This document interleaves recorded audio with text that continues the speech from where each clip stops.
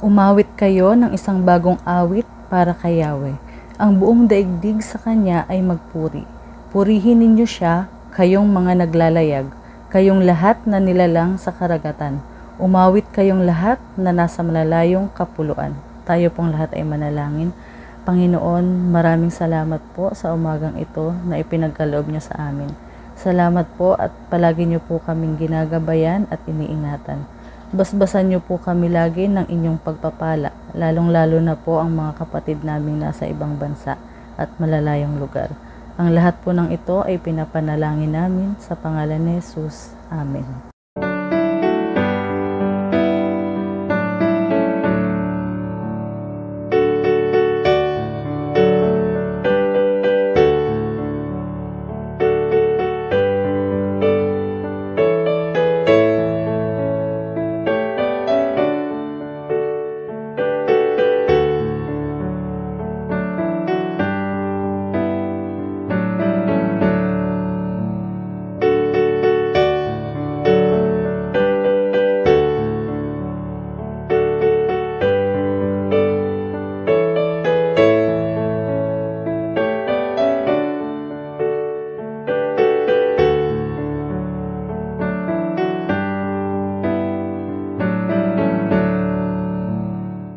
Tapat ang Diyos, banayad sa pagkagalit.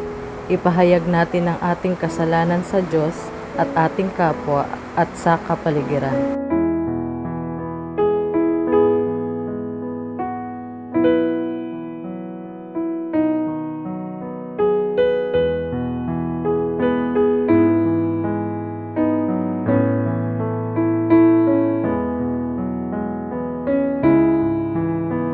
Halikayo tayo magpaliwanagan, sabi ni Yahweh. Gaano man kapula ang inyong mga kasalanan, kayo'y aking papuputiin, tulad ng yelo o bulak. Sa biyaya ng Diyos, tayo'y pinatawad na.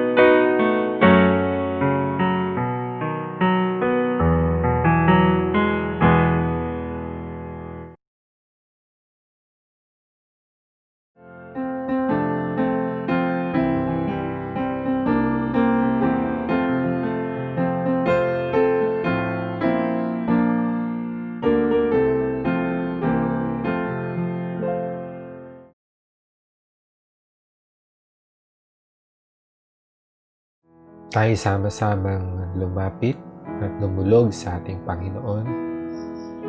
Aming Diyos, sa pagkakataong ito, kami ay muling nagbabalik ng pasasalamat sa iyo. Salamat sa panibagong araw na binigay mo po sa amin. Salamat muli sa pagkakataon na kami ay makakapanambahan at muli, Panginoon, namin pong mararanasan ang iyong banal na presensya. Nagpapasalamat kami, Panginoon, sa mga araw na lumipas. Salamat, O Diyos, sapagkat hindi mo kami pinapabayaan. Salamat sa iyong mayamang pag-iingat. Salamat dahil kahit na sa mga hindi siguradong sitwasyon ng aming buhay, kayo po ay patuloy na nagpapakahayag. Kaya Panginoon, amin nga pong napatunayan na sa halos na ilang buwan na aming naranasan ang dulot ng COVID-19, ang iyong pagpapala, ang iyong pagsama sa amin, Panginoon, ay palagi mong pinapadama. Salamat, Panginoon, sapagkat hindi mo kami hinahayaan na manatiling takot, balisa. Sa halip amin pong nararanasan at nararamdaman ang pag-asa na mula sa iyo. At ito ang iyong pangako na hindi niyo po kami pababayaan. Hindi niyo po hahayaan, Panginoon, na kami ay lubusang mag-alala, na mabalot ng kabalisahan ng aming mga puso. Sa halip, sa mahirap na kalagayan ng aming buhay, nariyan po kayo upang ibigay ang iyong pagpapala, ang iyong kapangyarihan, at aming madama ang iyong banal na presensya. Sa amin pong pananambahan sa umagang ito, kami ay nagpapasalamat sapagkat hindi po sagabal ang anuman, kahit na kami o Diyos ay nagsumasamba sa aming mga tahanan o through online, hindi po nito kayang hadlangan ang kalagayan ng aming puso upang kami ay makapagbalik ng pasasalamat at papuri sa iyo. Sa pagkakataong ito, Panginoon, ay amin din pong itinataas sa iyo ang mga kapatid namin na magdiriwang ng kanilang kaarawan. Pagpalain mo, Panginoon, si Rica Jean Mujado at si Rowie Baleros. Dalangin namin, O Diyos, sa mga kapatid naming ito. Ingatan mo sila at patuloy na pagpalain ng kanilang buhay. Kasama ng kanilang buong pamilya ay maranasan po nila, O Diyos, ang iyong wagas at ganap na pagpapala. Amin din pong pinapanalangin, O Diyos, ang iyong pag-iingat at pagsama sa aming mga kapatid na naghahanap buhay sa iba't ibang bansa. Sa mga panahong ito ay kailangan nila, Panginoon, ng iyong proteksyon. Kaya alam namin, Panginoon, kayo ang siyang mag-iingat at kasama ng aming mga kapatid na naghahanap buhay sa iba't ibang bansa. Ganon din, Panginoon, sa mga kapatid namin na naghahanap buhay maging dito sa aming sariling bayan.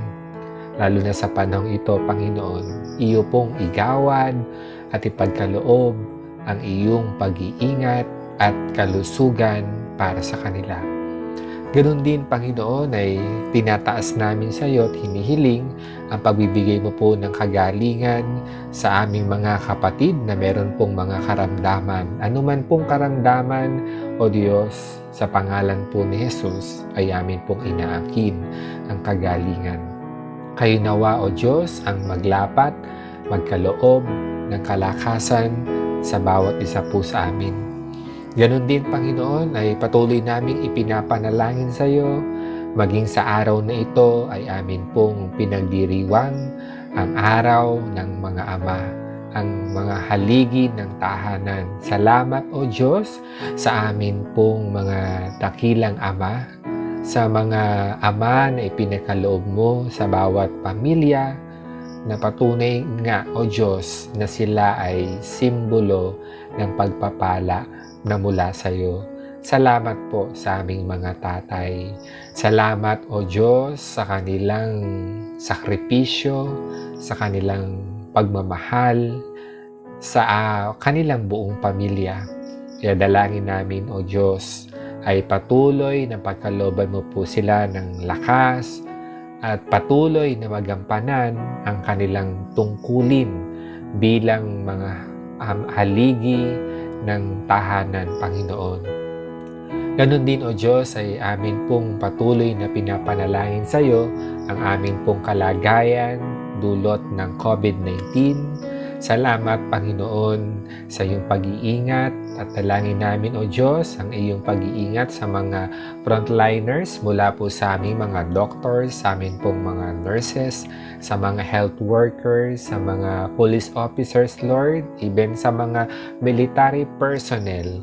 Dalangin din namin, O Diyos, na ingatan mo sila. Iba yung pag-iingat, proteksyon na nagmumula sa iyo upang kanila pong magampanan ang tungkulin na pinagkatiwala mo po sa kanila. Ganun din, O Diyos, sa kabuuan ng mga tao sa buong mundo, kami po ay patuloy mong lingapin. Bigyan mo kami ng kapayapaan, bigyan mo kami ng proteksyon, at higit sa lahat ay kami umasa sa iyo sapagkat kayo ang Diyos na puno ng pagpapala, kayo ang Diyos na dakila. Salamat, Panginoon. Kaya sa iyo namin pinagkakatiwala, maging ang mga pangangailangan namin sa araw-araw, maging ang mga kahilingan namin, Panginoon, sa kabuuan ng aming buhay.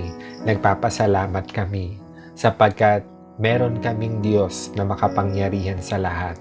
At patuloy po kayong magpakahayag, Panginoon, sa bawat araw, sa bawat pagkakataon. Gawin niyo pong matibay ang aming pananampalataya. At sa mga pagkakataong ito, Panginoon, na mas marami kaming panahon na nanatili sa aming mga tahanan, nawa ay kasama din dito na amin pong lalong mapalalim at mapalago ang aming pananampalataya.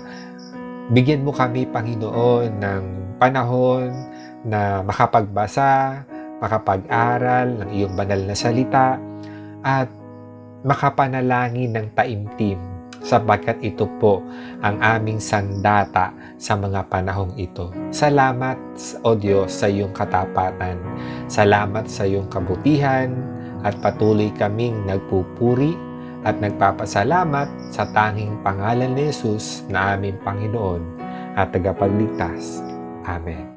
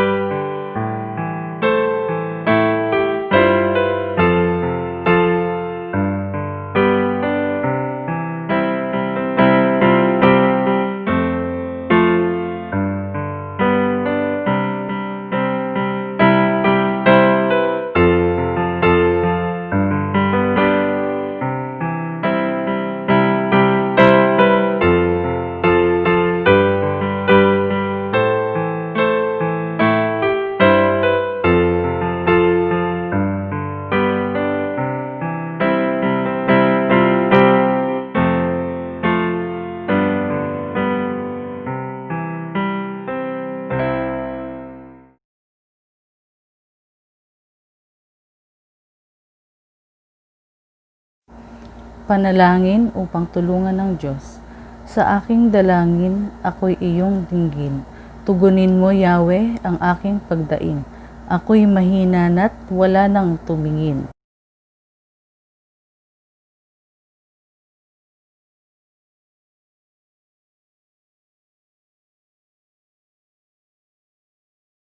Ikaw ang aking Diyos, ako'y kahabagan.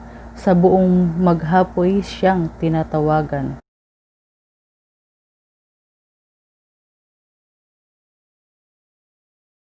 Mapagpatawad ka at napakabuti, sa dumadalangin at sa nagsisisi, ang iyong pag-ibig ay mananatili.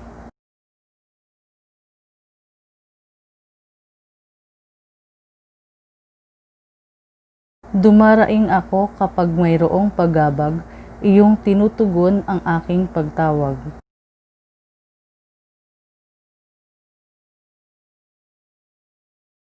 Ang lahat ng bansa na iyong nilalang, lalapit sa iyo't magbibigay galang. Sila'y magpupuri sa iyong pangalan. Tayo pong lahat, pagkat ikaw lamang ang Diyos na dakila, na anumang gawin ay kahanga-hanga.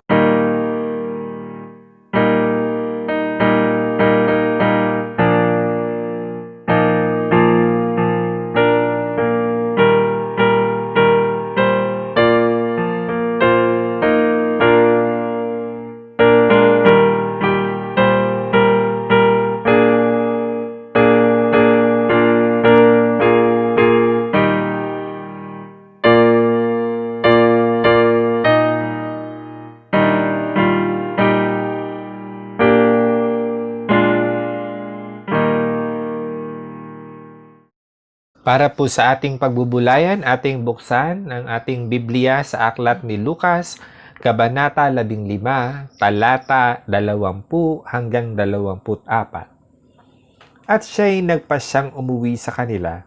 Malayo pa'y natanaw na siya ng kaniyang ama, at dahil sa matinding awa ay patakbo siyang sinalubong, niyakap at hinalikan. Sinabi ng anak, "Ama, nagkasala po ako sa Diyos at sa inyo. Hindi na po ako karapat-dapat na tawaging anak ninyo." Ngunit tinawag ng ama ang kanyang mga alila, "Dali, kunin ninyo ang magandang damit at bihisan niyo siya. Suotan ninyo siya ng singsing at ng sandalyas. Katayin ninyo ang pinatabang guya at tayo'y kumain at magdiwang.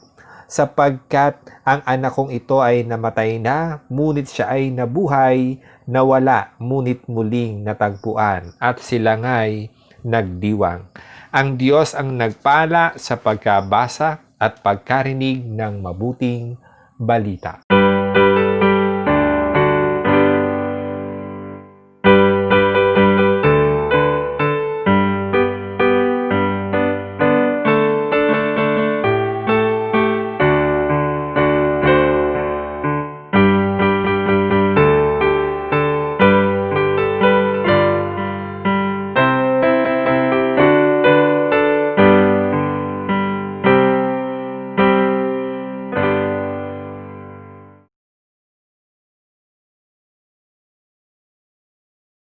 Mapagpalang umaga sa ating lahat. Para po sa lahat ng mga haligi ng tahanan, sa mga tatay, papa, daddy, tata, papu, erpat, itay. Sa mga bagong tatay, sa mga matagal ng tatay, sa nagbabalak na maging tatay, at sa mukhang tatay, Happy Father's Day po sa inyong lahat. Tayo po ay manalangin. Aming Diyos, kami po ay patuloy na humihingi ng karunungan sa pagbubulay ng iyong banal na salita. Amen. Sa araw na pong ito ay ating ipinagdiriwang ang araw ng mga ama. Tayo po ay nagpapasalamat sa Panginoon sapagkat ang bawat tatay ay isa pong pagpapalang mula sa ating Panginoon. At nais ko pong ibahagi ang isang maikling kwento patungkol po sa mga bata, mga anak na nagkukwento patungkol sa kanilang tatay. Ang pamagat ito ay Walayan sa Tatay Ko. 3 bata po na masyadong believe sa kanilang tatay, kaya sila ay nagmamalaki sa kanilang mga kalaro. Ang sabi ng anak ng doktor, ang husay ng tatay ko. Sa pagsulat pa lang ng reseta ay kumikita na ang kanyang tatay.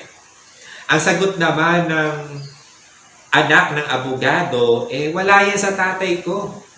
Ang tatay ko ay nagsasalita pa lang, pera na. Acceptance fee, pa lang ay kumikita na ang tatay niya.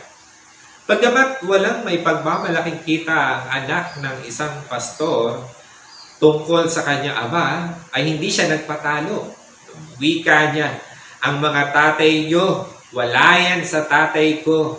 Bakit kanyo? Ang mga tatay nyo, tuwing linggo, pinapagalitan lang ng tatay ko. Isa pong maikling kwento, isang nakakatuwang kwento na meron naman ding kahulugan. Na ang mga anak po, lalo na sa panahon ngayon, sa panahon na sila po ay musmos pa lang ay naroon na po ang kanilang pagmamalaki sa kanilang mga tatay. Naranasan niyo na ho ba yun sa mga tatay na nakikinig? Sa mga oras na ito ay narinig niyo ho ba ng inyong mga anak ay kayo po ay ipinagmamalaki? Sa atin pong pagbubulay, sa umagang ito ay nais ko pong ibahagi sa inyo ang ilang mga katangian ng isang ama. Maraming katangian ang isang ama, subalit ay aking lamang pong babahagi sa inyo yung salitang Father. Ginawan ko po ito ng kahulugan, yung bawat letra, subalit ipagpauman ninyo kung sa wikang Banyaga na mas madali pong makabuo. At ang bawat letra ay meron pong kahulugan. Ito nga po yung mga katangian ng isang tatay. Una po, yung letter F, a man of faith. Yung letter F po, yan po ay nangangahulugan na ang isa daw pong tatay ay napakahalaga na meron po siyang pananampalataya. Ito po yung una sa lahat na mahalagang katangian ng isang tatay na hindi dapat mawawala. No? Yung meron pong pananampalataya sa Diyos. Hindi nga po sa pisikal o sa talino, bagamat given na po ng ating mga tatay ay matalino, malakas, na talagang ito yung nagpapatingkad ng kanilang personalidad. Subalit, napakaganda po na ang pananampalataya ang siyang makita sa isang ama. Lalo na nga po siya yung haligi ng tahanan. Siya yung leader ng pamilya.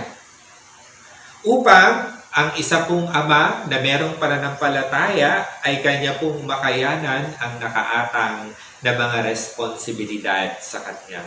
Letter F, a man of faith. Pangalawa po, yung letter A ay accept his children wholeheartedly. Tinatanggap niya po ang kanyang anak o kanyang mga anak ng buong puso. Ang mabuting ama o haligi ng tahanan ay kanya pong tinatanggap ang pananaw, pagkakaiba, kahinaan, pagkakamali at kakulangan ng kaniyang mga anak. Masarap sa pakiramdam ng isang anak na kanya pong nararanasan ang pagtanggap at pag-unawa ng kanyang ama o ng kanyang mga magulang. Meron po tayong tinatawag na parental acceptance. Ang ibig sabihin ng parental acceptance ay showing empathy or understanding towards your child. O yung pag-unawa doon sa mga anak ko. Ano man nga huyang katangian, ano man kung meron sa anak ninyo, ay napakahalaga ng isang ama ay nandoon ang kanyang pag-unawa, ang kanyang pagtanggap. Katulad nga po sa ating batayang talata, napakita yung ama yung pagtanggap niya po sa kanyang alibugang anak sa kabila ng kanyang pagkakasala o pagkakamali. Pangatlo po na letra ay letter T. Ang ito naman po ay spends quality time with his family. Kumbaga, yung isang ama daw po ay nagbibigay ng sapat na oras para sa kanyang pamilya. Alam ho natin na ang mga tatay ay masyadong abala sa pagtatrabaho upang matustusan ang pangailangan ng kanyang pamilya. Subalit, salamat, nagpapasalamat tayo sa Panginoon o sa mga tatay sapagkat pilit pa rin nila at sinisikap pa rin nila na magbigay ng panahon sa kanilang pamilya. Hindi nga lang daw po great provider when it comes po sa mga finances or mga material needs ng family. Napakahalaga din po na great provider din ng isang ama sa larangan ng panahon o oras na naibibigay niya po sa kanyang pamilya. At malaking hamon nga po ito sa ating mga OFW. Yung mga nagtatrabaho nating mga tatay sa malalayong lugar o di kaya naman ay madalang nga makauwi kahit nga nandito sa Pilipinas sapagkat yung nature ng trabaho ay napakaabala. Salamat po sa paglalaan ng panahon para sa pamilya. na sa kabila ng kaabalahan ay nakakapagbigay tayo ng sapat na oras para sa kanila. Spends quality time with his family. At sunod pong letra ay letter H. Ito naman po ay he is a kind-hearted person. Ano naman yung he is a kind-hearted person? Likas nga po sa mga tatay ang pagiging istrikto. Ayan. So, sino ba dito ang tatay ay hindi istrikto? O sinong tatay dito ang hindi istrikto? Mukhang nature sa mga tatay ang pagiging istrikto. No, kasi minsan pagka nagpapaalam, una-muna kailangan magpaalam sa tatay. No? Kailangan ino-honor natin yung tatay muna. Tapos magpapaalam sa nanay. Pero minsan baliktad. Pero napakahalaga po, no, na makita natin na yung mga tatay ay meron silang katangian na pagiging istrikto. Sila po yung mga tatay na kahit nga po nakagawa ng pagkakamaling anak, ay naroon din po ang pagpapakita ng kanilang kabaitan. Istrikto man sila, medyo, sabi nga tough yung ating mga tatay, subalit na andoon naman po ang kabaitan sa kanilang mga puso. At doon po sa ating kwento, sa batayang talata po natin, bagamat nagkamali po yung kanyang anak, yung bunsong anak, subalit nang ito'y bumalik, pinakita niya yung kanyang kabaitan. Tinanggap niya ito. Sapagkat nandoon sa kanya bilang ama, yung kabutihan. Bukod sa sabi nga dapat stricto, pero hindi dapat mawawala ang pagiging mabait, no? Kind-hearted. At letter E, yung endures for his family. Yan, maraming tatay ang ganito. Bilang isang ama ng tahanan, ay sila yung katangian ay matiisin. Hindi sila magsasalita na napapagod na sila. Balit naandoon ang kanilang pagtitiis, yung kanilang pagtitiyaga para sa kanilang pamilya, no? Para matugunan ang pangangailangan. Bagamat sa panahon ngayon ay pwede na magtrabaho ang ama at ina, pero yung ating talagang pagpananaw o kaisipan na ang tatay ay nagpo-provide or naandoon ang kanyang pagtitiyaga, ang kanyang pagtitiis. Kaya yung mga tatay talaga, no? Kung kailangan mag-OT o mag-overtime, gagawin yan. At may mga ama na nagtatrabaho sa ibang bansa ay hindi po madali iyon. Napakalaking sakripisyo, napakalaking pagtitiis na mawalay sa kanyang pamilya o hindi masundan yung paglaki ng kanyang mga anak. Masigurado lamang po ang kinabukasan ng pamilya. Kaya nga po sa mga anak o sa ating mga anak ay maganda pong ating mabigyan ng pagkilala o pasasalamat ang kanila pong sakripisyo o pagtitiis na ginagawa ng ating mga tatay. Sa tuwing sila po ay pagod galing sa trabaho, yung simpleng gestures o simpleng bagay na pwede nating magawa, yung allocate po natin sila, baka gusto ng kape, o kung baka naguguto, allocate natin na kumain na. O yung iba nga, minsan nakita natin, binibigyan ng tsinelas yung tatay. Ito po ay mga maliliit na bagay, subalit ito po ay nakakapagbigay ng kaluwagan sa isang ama na naandoon siyempre ang kanyang pagsakripisyo para sa kanyang pamilya.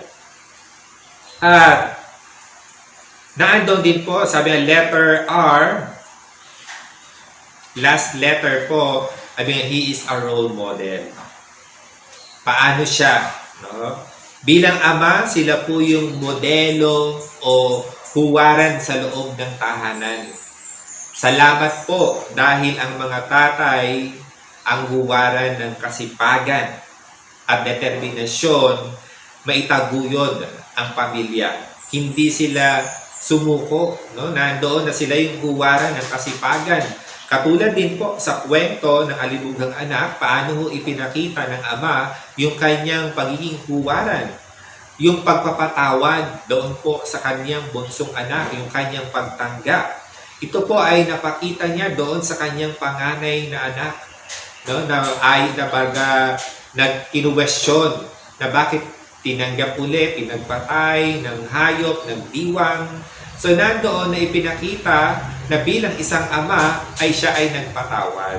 Kumbaga sa isang ama marami pang mga bagay yung pwedeng makita sa kanila ng mga anak o ng pamilya bilang isang maging huwaran.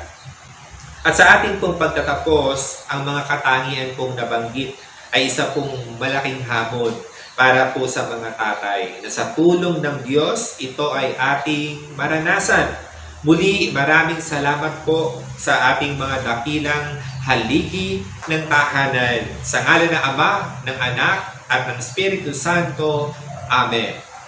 Dalhin ninyo ng buong buo ang inyong mga ikasampung bahagi sa tahanan ng Diyos upang matugunan ang pangangailangan sa aking tahanan. Subukin ninyo ako sa bagay na ito kung hindi ko buksan ang durungawan ng langit at ibuhos sa inyo ang masaganang pagpapala.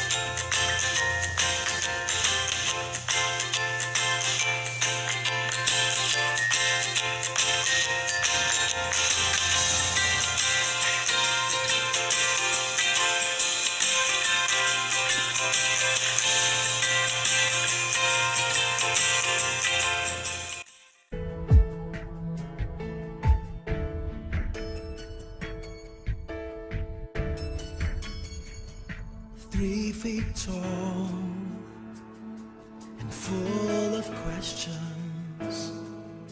You must have thought I was the smartest man alive. And I didn't have all the answers to every little how and where and why. Like Daddy, why is the sky so blue today? Does Jesus really hear me when I pray? When I grow up, will I be just like you? Will I be tall and strong and brave? There is no power on earth like your Father's love, so big and so strong as your Father's love. A promise that's sacred, a promise from heaven above. No matter where you go, always know you can depend on your Father's love, especially when it's cold, especially when you're lonely, when your little heart's just trying to find its way. And I know the world is always changing, but remember, son, some things never change. Even when my life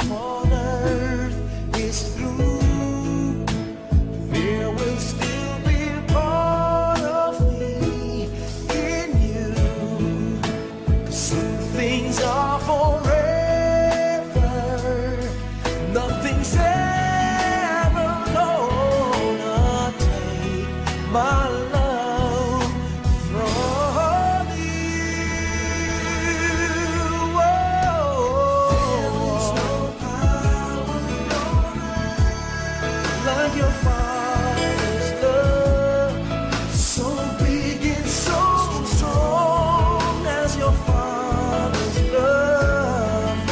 A promise that's sacred, a promise from heaven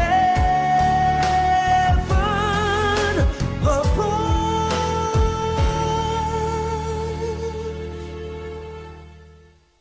Did I hug enough?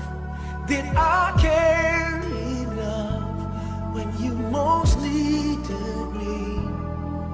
Was I there enough? Enough to make you feel the power of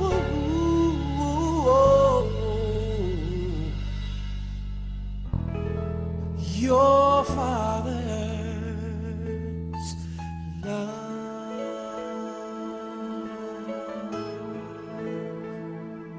Father's love, your Father's love, Father's love,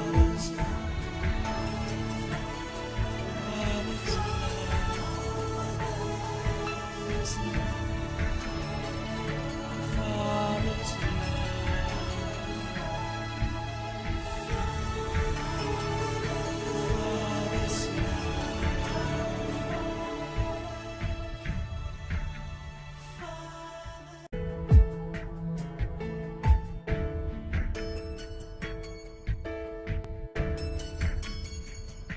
3 feet tall and full of questions.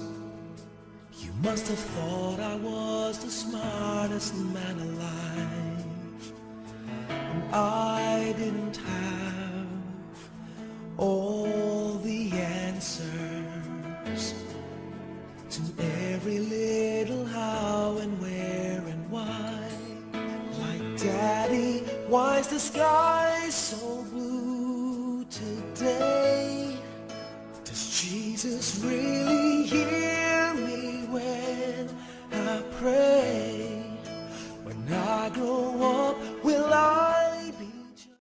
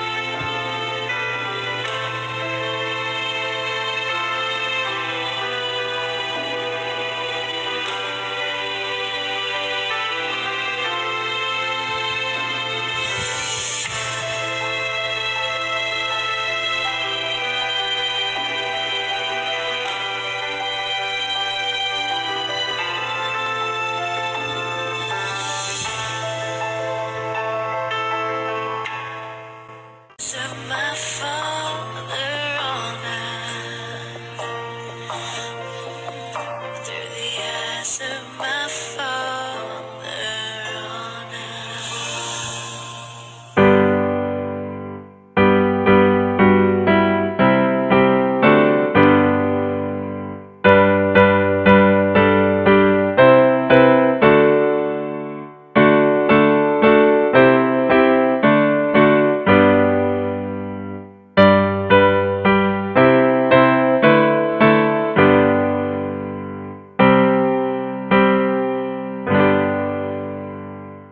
Panginoon, maraming salamat po sa mga handog na ito.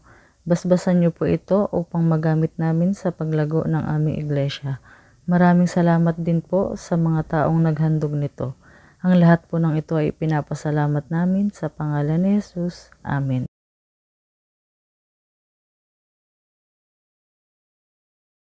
Sumasampalataya kami na ang Diyos ay kumikilos upang gawing isang bagong nilalang kay Kristo, ang bawat tao at ang buong daigdig na maging kanyang kaharian, kung saan ang pag-ibig, katarungan at kapayapaan ay naghahari. Ang kaharian ng Diyos ay naroroon kung saan ang pananampalataya kay Kristo Jesus ay ibinabahagi.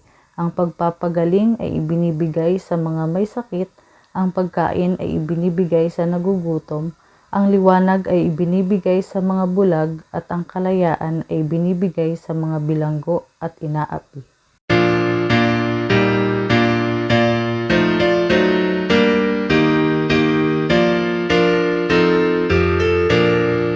O pag-ibig na dakila, mapasa aming nawa. Sa tahanan mo'y itong magbusugin sa biyaya.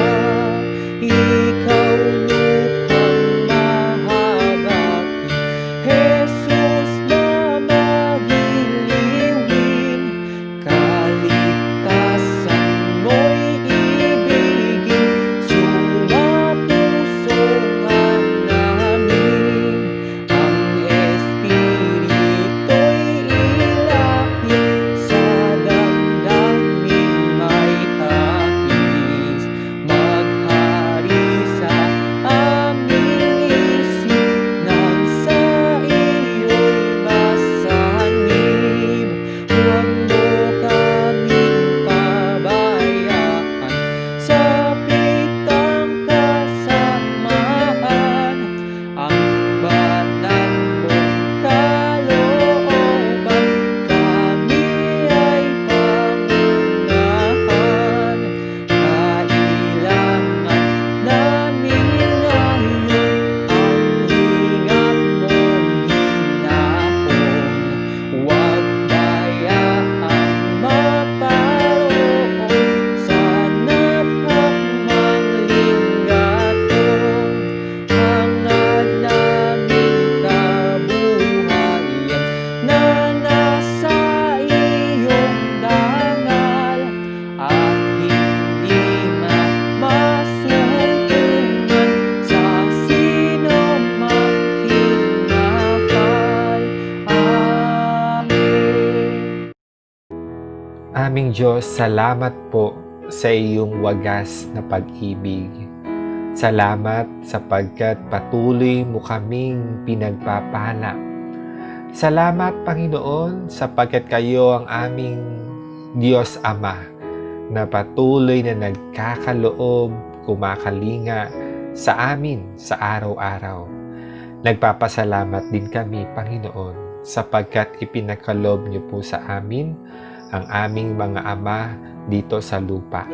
Salamat po sa mga haligi ng tahanan na biyaya na kaloob mo po sa bawat pamilya, na sa simula pa sila ay nagsakripisyo, nagtiis at nagtaguyod para po sa ikabubuti ng kanilang pamilya. Salamat, Panginoon, sa kanilang buhay.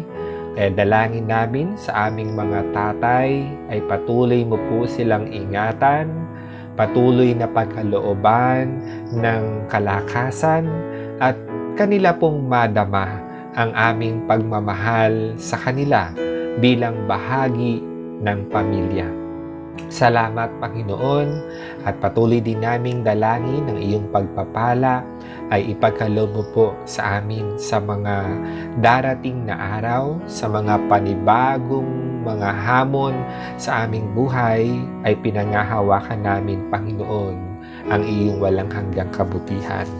Patuloy po kayong magpakahayag at igawad niyo po ang inyong basbas, ang banal na presensya niyo po ang patuloy na manguna sa amin mula ngayon at magpakailan paman. Pagpalain ka nawa at ingatan ni Yahweh, kahabagan ka nawa at subaybayan, lingapin ka nawa at bigyan ng kapayapaan ni Yahweh. Amen.